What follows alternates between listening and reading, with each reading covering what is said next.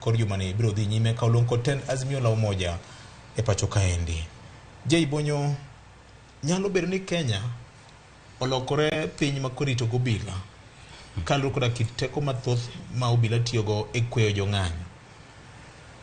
Kisungu moro ang'eni Fred emajabul ga kisungu ni when you see it walk like a duck, talk like a duck. It's a duck. Ni kineno kuwuotho koyoyo, wan waluonge no jomoko luonge na tudo. Kineno ka gimoro wuotho koyoyo. Mano manoyoyo. Apa ni kuma koro wachope ni VOJ nyaka wawachne tend piny adiera makende.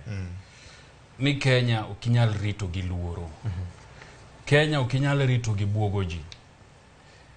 Osekao higini karibu 30. Nyaka ne Kenya go atua malach mane wawuoke gima kisungu luongo ni one party state. To bendo sego atua malach nyaka ne Kenya yud constitution mare 2010. Mano miyo teko e lwet japiny kendo nomiyo japiny thuolo malach mar timo gimoro amora modwaro manie bwo chik. En gima rach VOJ no kinyi makawuono pod wan gi sirkal makoro temo timo gima kisungu luongo ni victim blame.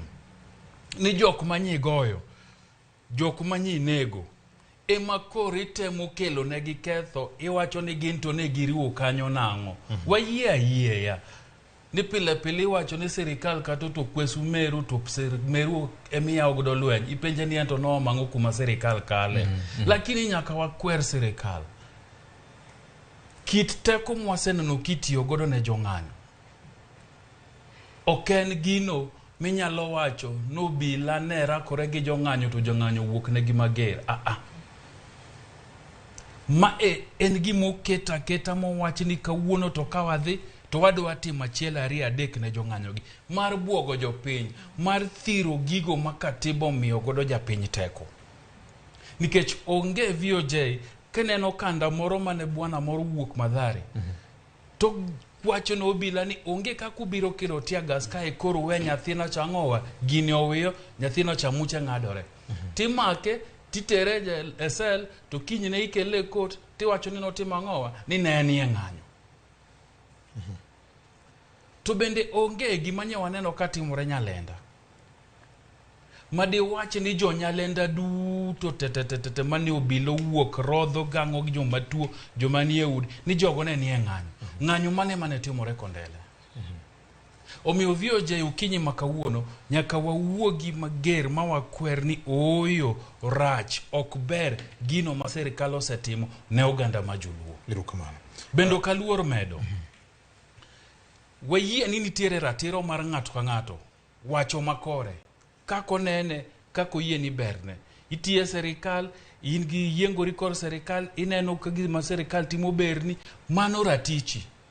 Lakini wan kako oganda nyaka wachung' achiel mondo wakwer nikech gima timore ni Machakos ka Mlolongo nyicha nitie ng'anyo gi Kitengela nok waneno kobilo dokie bang'e mar goji e udi kuma ne gidakie.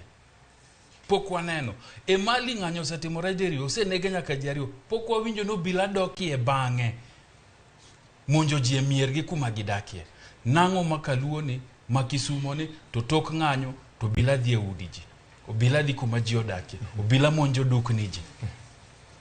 Nitie yore minyalo los godo weche. Lwenyo ken achiel kuomgi. Erokamano. We wateri mana achiel kachiel mondo yud ng'ien wachne nyaka kadak ma Nyalenda Kisumu kama bende weche giduto nyaka Ramogi no tukie. Wach ma nyaka sani oganda jo Kenya girirogi ok mag piny owacho gi